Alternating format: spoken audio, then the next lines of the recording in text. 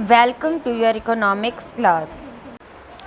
अब तक हम कर चुके हैं law of increasing returns, law of stable returns. मतलब इनपुट के एक फैक्टर को लगाने से मार्जिनल प्रोडक्शन जब तेज़ी से बढ़ता है या मार्जिनल प्रोडक्शन स्टेबल रहता है। लेकिन उसके बाद एक परिस्थिति ऐसी आती है, एक सिचुएशन ऐसी आती है कि अगली यूनिट के लगाने पर मार्जिनल प्रोडक्शन कम होना शुरू हो जाता है और टोटल प्रोडक्शन रिड्यूस होना शुरू हो जाता है।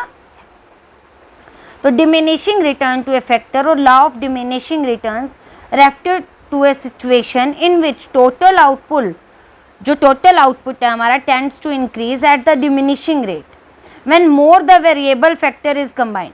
जब और ज़्यादा वेरिएबल फैक्टर लगाए जाते हैं जबकि फिक्स के फैक्टर में तो कोई चेंज ही नहीं हो रहा।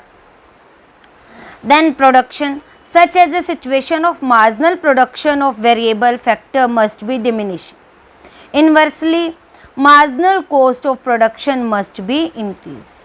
जो प्रोडक्शन है वो भी इंक्रीज होने लगती है।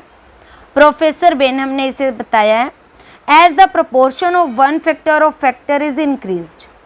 अगर उत्पादन के दो साधन हैं, एक फिक्स्ड है एक वेरिएबल है, एक सीमा के बाद जो मार्जिनल प्रोडक्शन है वो डिमिनिश होने लग जाएगा, कम होना शुरू हो जाएगा। For example, unit of labour, land की एक यूनिट के साथ जब हमने एक ही यूनिट लगाई लेबर की तो टोटल प्रोडक्ट 5 था, मार्जिनल प्रोडक्ट 5 था, जबकि ये सफिशिएंट था। जब हमने अगली यूनिट इंक्लूड की तो 8 हो गया, मार्जिनल प्रोडक्ट कम होने लग गया। उसके बाद हमने एक और व्यक्ति को काम पे लगा दिया तो टोटल प्रोडक्शन 10 हुआ तो मार्जिनल 2 ही हुआ। मार्जिनल आपको बताया था total production at n unit at n-1 unit. उसके बाद एक और व्यक्ति को लगाया तो 11 हो गया। और उसके बाद तो मतलब ज़रूरत से ज़्यादा लैंड की साथ, लैंड तो फिक्स थी, लेबर का जब हम और अधिक मात्रा लगाते गए तो मार्जिनल प्रोडक्शन नेगेटिव जाना भी शुरू हो जाएगा।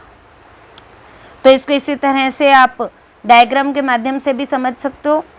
वेरिएबल फैक्टर जैसे जैसे बढ़ रहा है, टोटल प्रोडक्शन एक सीमा तक तो बढ़ रहा है धीरे धीरे, लेकिन उसके बाद टोटल प्रोडक्शन देखो स्टेबल हो गया और ज़्यादा आगे जाएगा तो ये कम होना भी शुरू हो जाएगा। इसीलिए ये क्या था हमारा, diminishing returns to a factor, क्योंकि सिर्फ वेरिएबल फैक्टर बढ़ रहा था और मार्जिनल प्रोडक्ट ऊपर से नीचे की तरफ डिमिनिशिंग हो रहा है। जैसे जैसे हम अगली यूनिट लगा रहे हैं मार्जिनल प्रोडक्ट कम होता जा रहा है, एक सीमा के बाद ये 0 भी हो गया और नेगेटिव भी हो गया। अब हम देखते हैं कि इसके रीजंस क्या हैं, कोजेज क्या हैं।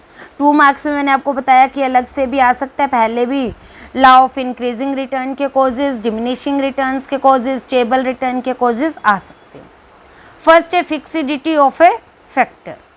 Fixity of a factors is the principal cause that explains the occurrence of a law of diminishing returns. More and more unit of variable factor continue to be combined with a fixed factor. जब अधिक से अधिक variable factors को बढ़ाते जाएंगे fix factor के साथ, then the latter gets over utilized, hence the diminishing returns. जो रिजल्ट है वो कम होना शुरू हो जाएगा। Imperfect factor substitutability. Factor of production as imperfect substitution of each other. ऐसा नहीं है कि एक दूसरे के ये सब्स्टिट्यूट नहीं होते जो इनपुट होते हैं। लैंड का काम लैंड ही करेगी, लेबर का काम लेबर ही करेगी। For example, can not be continuously use in place of additional capital, accordingly diminishing return to a variable factor becomes inevitable. जिससे वेरिएबल फैक्टर बढ़ता जाएगा और उसका इन्वर्स इफेक्ट होना शुरू हो जाएगा एक तरह से। पुअर कोऑर्डिनेशन बिटवीन फैक्टर्स, जो प्रपोर्शन है, जो फैक्टर रेशियो है वो ख़राब हो जाएगी। Continuing increasing application of variable factor long with fix factor beyond A point cross, एक पॉइंट क्रॉस करने के बाद limit of ideal factor ratio, this result in poor coordination between the fixed and variable factors. The law of diminishing returns accordingly sets in. The coordination between the factors may get so distorted that total production started decline. जो factor ratio है वो distort हो जाएगी, ख़राब हो जाएगी, और उसके बाद जो मार्जिनल प्रोडक्शन है of variable factor become zero and even negative भी हो जाएगा. तो एक आइडियल रेशियो तक तो मार्जिनल प्रोडक्ट बढ़ता है, तब तक हमारे पास इंक्रीजिंग रिटर्न रहता है, उसके बाद स्टेपल, और एक सीमा के बाद डिमिनिशिंग रिटर्न शुरू हो जाता है. ये ला लागू कब होता है? मार्शल ने बताया है कि while the part which nature plays in production shows tendency to diminishing return, the part which plays show जो इंक्रीजिंग रिटर्न, एक सीमा तक इंक्रीजिंग रिटर्न.